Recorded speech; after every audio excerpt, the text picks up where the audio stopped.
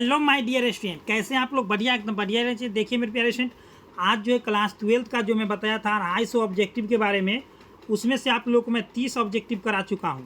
आज जो है आप लोग को 31 नंबर से लेकर के 60 नंबर तक मैं बताऊंगा, ठीक है। यदि ये पूरा 250 ऑब्जेक्टिव देख लेते तो आप लोग को एग्जाम में 70 में 70 आएगा।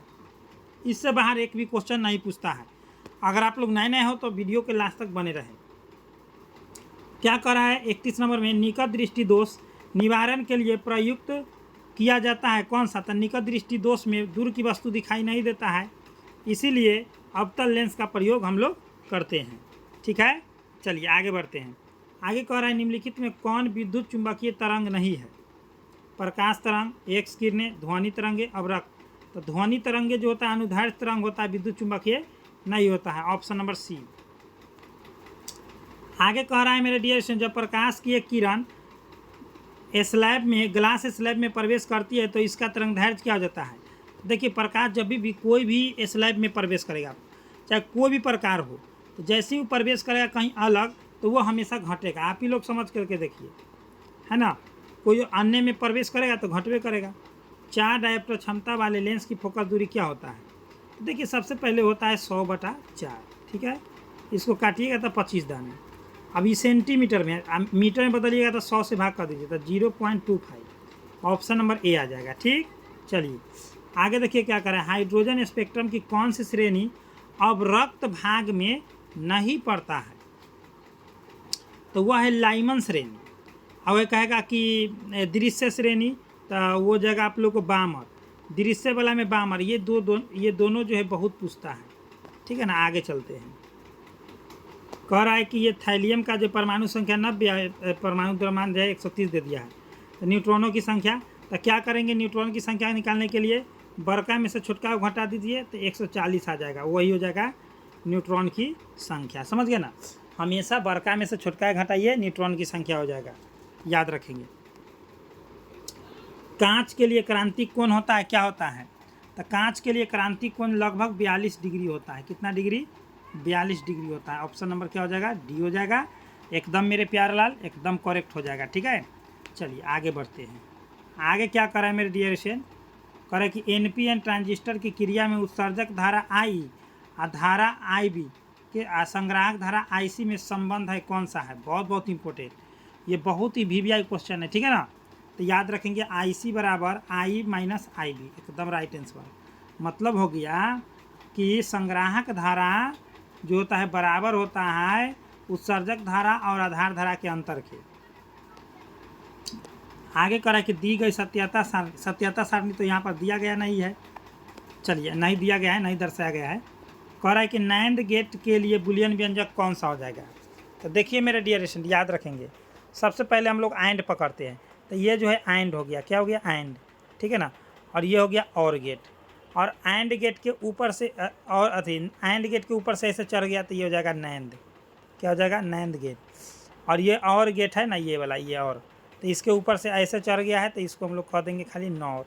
केवल एन लगा देना है शुरू में, क्या लगा देना? एन, ठीक है। ऑप्शन नंबर ऐसे ए हो जाएगा। हर साल वो क्वेश्चन पूछता है मॉड्यूलन के विपरीत प्रतिक्रिया को क्या कहते हैं? तो बी मॉड्यूलन। मॉड्यूलन के विपरीत प्रतिक्रिया को बी मॉड्यूलन कहते हैं, सीधे बात है। आगे क्या कर रहा है? नाभिक में न्यूट्रॉनों की संख्या क्या होता है? तो अभी मैं तुरंत बताया हूँ, द्रव्यमान माइनस परमाणु संख्या एन बराबर हो जाता है, ठीक है। तो यहाँ पर हो जाएगा आप लोगों को ऑप्शन नंबर बी हो जाएगा। बार बार पूछा जाता है मेरे प्यारे स्टूडेंट, याद रखेंगे। कर अर्धायु हाफ टी, यहाँ पर हाफ टी है, या एक T/1/T एवं 6 नियतांक में संबंध है तो हाफ टी बराबर हो जाता है कितना? लेमडा 0.693/लेमडा हो जाएगा। तो option number A he correct होगा, ठीक है ना। आगे कह रहा है प्रकाश का वेग महत्तम होता है, कहाँ होता है?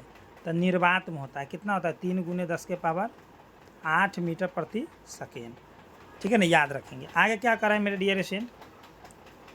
विद्युत परिपथ किसी बिंदु पर सभी धाराओं का बीजगणितीय योग होता है। तो विद्युत परिपथ के किसी बिंदु पर सभी धाराओं का बीजगणितीय योग 0 होता है। ये किरचॉफ के प्रथम नियम है जो आवेश संरक्षण के सिद्धांत पर कार्य करता है। आवेश संरक्षण याद रखेंगे, याद रखेंगे, प्रथम नियम है। हाँ, और दूसरा नियम कहेगा तो ऊर्जा संरक्षण। आगे कह रहा है व्हीट स्टोन ब्रिज का उपयोग होता है किसके रूप में होता है? तो व्हीट स्टोन ब्रिज का उपयोग किसके रूप में होता है बताइए जल्दी जल्दी। तेज़ी में मेरे डियर स्टूडेंट बताएंगे आप लोग। उच्च प्रतिरोध के मापन में कि निम्न प्रतिरोध के मापन में कि कौन सा प्रतिरोध के मापन में? तो वो होता है उच्च एवं निम्न दोनों प्रतिरोध के मापन में होता है, याद रखेंगे। आगे कह रहा है कि एक विद्युत परिपथ में विभवांतर मापा जाता है। विभवांतर हमेशा वोल्ट में मापा जाता है, धारा एम्पियर में, शक्ति वाट में और प्रतिरोध ओम में, याद रखेंगे ये सभी चीज़ें। ऑप्शन नंबर इसका बी ही करेक्ट होगा। चलिए मेरे डियर स्टूडेंट आगे बढ़ते हैं हम लोग। कह रहा है कि किरचॉफ का बिंदु नियम यानी कि आवेश वाला नियम जो है क्या है? तो आवेश संरक्षण। बिंदु नियम कहेगा तो आवेश संरक्षण, ठीक है ना। यहाँ जाल क्रम कहेगा तो आवेश संरक्षण, और जैसे परिपथ कहेगा तो आप लोग याद रखेंगे ऊर्जा संरक्षण। निम्न से कौन इलेक्ट्रॉन प्रवेश के लिए सही है? तो वो होता है 1.602 गुने 10⁻⁻19 कूलम होता है। ऑप्शन एकदम करेक्ट जाएगा डी। जो भी मेरे प्यारे स्टूडेंट ऑप्शन नंबर डी लगाए हैं सभी का करेक्ट है।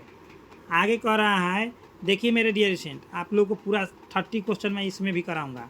अगर आप लोग नए नए हो तो सब्सक्राइब कर लीजिए, बेल आइकन प्रेस कर लीजिए। अगर आप लोग 80% से 90% अगर आप लोग हर सब्जेक्ट में लाना चाहते हैं साइंस में, तो मैं गारंटी देता हूँ कि 100% आएगा ही आएगा, इससे झुकेगा नहीं। आप लोगों को कॉन्टैक्ट नंबर मैं दे देता हूँ 8229 84 33 52। इस नंबर से कॉन्टैक्ट करके आप लोग PDF नोट्स जरूर ले, जिससे आप लोग को एग्जाम में 100% टक्कर देगा, ठीक है ना। जरूर ले। अभी ऑफर में 799 की जगह पर अभी 499 हो चुका है। अगला महीना है फिर 799 हो जाएगा। तो यहाँ पर समरूप वेग से चलायमान आवेश उत्पन्न करता है। क्या उत्पन्न करता है? तो समरूप वेग से चलायमान आवेश जो है वह उत्पन्न करता है विद्युत चुंबकीय क्षेत्र, दोनों क्षेत्र उत्पन्न करता है। लेंज का नियम पालन करता है। तो लेंज का नियम जो होता है ना ऊर्जा संरक्षण के सिद्धांत पर कार्य करता है, ऊर्जा संरक्षण के सिद्धांत पर कार्य करता है। संपर्कित दो लेंसों की शक्ति, तो P बराबर क्या हो जाएगा? P1 + P2, P1 + P2, option number A हो जाएगा। आगे क्या करा है? तेजी से चलने वाली बीटा किरणें हैं, कौन सा है? तो वो देखिए अल्फा पर 2 गो प्लस होता है जो हीलियम के बराबर होता है, याद रखेंगे, पूछता है एकदम 100%। और प्रोटॉन जो होता है वो एनोड के बराबर होता है, और बीटा जो होता है इलेक्ट्रॉन के बराबर होता है। तो ऑप्शन नंबर हो जाएगा सी। आगे देखिए क्या कह रहा है इसमें। कह रहा है कि धातु के बने किसी गोलक को चुंबकीय क्षेत्र में दोलन कराने पर उसकी दोलन गति क्या होती है? तो देखिए धातु के बने कोई भी गोलक हो और चुंबकीय क्षेत्र में गमन कराइएगा तो वो अवमंदित हो जाएगा, रुक जाएगा मेरे प्यारे लाल। क्या हो जाएगा? रुक जाएगा, एकदम 100% एकदम रुक जाता है, ठीक है ना, याद रखेंगे, ठीक है। चलिए बहुत बढ़िया। आगे देखिए क्या कह रहा है सो। विद्युत चुंबकीय प्रेरण की घटना के आविष्कारक थे, कौन थे? तो विद्युत चुंबकीय प्रेरण के घटना के आविष्कारक कौन थे? तो वह थे मेरे प्यारे स्टूडेंट, याद रखेंगे, फैराडे, माइकल फैराडे साहब। कौन थे? माइकल फैराडे साहब। आगे क्या करा है? स्वप्रेरकत्व कहे या अन्योन्य प्रेरकत्व कहे, दोनों का SI मात्रक हेनरी होता है। स्वप्रेरकत्व या अन्योन्य प्रेरकत्व दोनों का SI मात्रक हेनरी होता है। आगे कह रहा है कि निम्नलिखित में किस तरंग की तरंगदैर्घ्य न्यूनतम होती है? तो किस तरंग की तरंगदैर्घ्य न्यूनतम होती है मेरे डियर स्टूडेंट, सो पूछ रहा है। तो वह होती है गामा किरण की, और गामा किरण के भेदन क्षमता सबसे अधिक होता है। गामा किरण के गुण होता है तो एक्स किरण की तरह, याद रखेंगे, ऐसे ऑप्शन सी हो जाएगा। अब आगे कह रहा है मेरे डियर स्टूडेंट, क्रांतिक कोण सघन माध्यम में वह आपतन कोण है जिसके संगत विरल माध्यम में अपवर्तन कोण होता है। देखिए क्रांतिक कोण कह दिया है, कौन कौन कह दिया? क्रांतिक कोण। तो याद रखेंगे जब भी आप लोगों को एग्जाम में क्रांतिक कोण अगर देखने को मिले मेरे डियर स्टूडेंट, तो आप लोग हर संभव याद रखेंगे 90 डिग्री मानना है। आगे कह रहा है कि वस्तु से बड़ा आभासी प्रतिबिंब बनता है, किस में बनता है? तो वस्तु से बड़ा आभासी प्रतिबिंब जो होता है अवतल में बनता है, अवतल दर्पण में बनता है, ठीक है ना, याद रखेंगे मेरे डियर स्टूडेंट, अवतल में, अवतल में छोटा। चलिए आज जो है 60 तक मैं बताऊंगा, मैं वही सब क्वेश्चन बता रहा हूँ जो आपको 100% एग्जाम हॉल में आएगा ही आएगा। पर 1 AMU बराबर होता है, किसके बराबर होता है? तो 1 AMU बराबर क्या होता, किसके बराबर होता है मेरे डियर स्टूडेंट, सो पूछ रहा है। तो याद रखेंगे मेरे डियर स्टूडेंट, 1 AMU बराबर होता है 1.6 × 10⁻⁻27 kg के बराबर होता है। ऑप्शन नंबर ए हो जाएगा। ठीक है, और आप लोग नए नए हो तो आप लोग फ्री ऑफ कॉस्ट PDF लेना चाहते हैं तो मैं बता देता हूँ कहाँ से डाउनलोड करना है। साथ ही साथ अगर आप लोग पेड PDF लेना चाहते हैं जो आपको 90% आसानी से आ जाए तो डिस्क्रिप्शन बॉक्स में कॉन्टैक्ट नंबर दिया गया है। तो चलिए मैं बताता हूँ फ्री कंटेंट कहाँ से मिलेगा। कॉस्ट PDF नोट्स पाने के लिए आप लोग गूगल या क्रोम पर आइए, सर्च कर दीजिए स्टडी सिलेबस। यहाँ से सभी ऑब्जेक्टिव जो है VVI मिल जाएगा। सब्जेक्टिव के लिए आप लोग को डिस्क्रिप्शन बॉक्स में दे दिया गया, टेलीग्राम जरूर ज्वाइन कीजिए। यहाँ पर देखिए ऐसा इंटरफेस आएगा, इस पर क्लिक कर देना है। ठीक, इस पर क्लिक करने के बाद आप लोगों को ऊपर की ओर स्क्रॉल करना है और यहाँ पर देखेंगे ISC, यहाँ पर क्लिक कीजिए, पूरा PDF डाउनलोड हो जाएगा। यहाँ पर देख रहे होंगे डेली टेस्ट वाला, यहाँ पर जो है आप लोगों को न्यू अपडेट में सभी अपडेट दिया जाता है। क्वेश्चन बैंक यहाँ पर दिख रहा होगा। तो मेरे प्यारे स्टूडेंट सभी विषयों का यहाँ पर मिल जाएगा ISC वाला में A to Z विषय का, subject by subject, chapter by chapter. ठीक है ना, तो जल्दी जल्दी आइए, यहाँ से आप लोग फ़ायदा उठाइए। तो चलिए मेरे प्यारे स्टूडेंट मिलते हैं आप लोगों के साथ नेक्स्ट वीडियो में। इतना ही, बेस्ट ऑफ लक, जय हिंद जय भारत।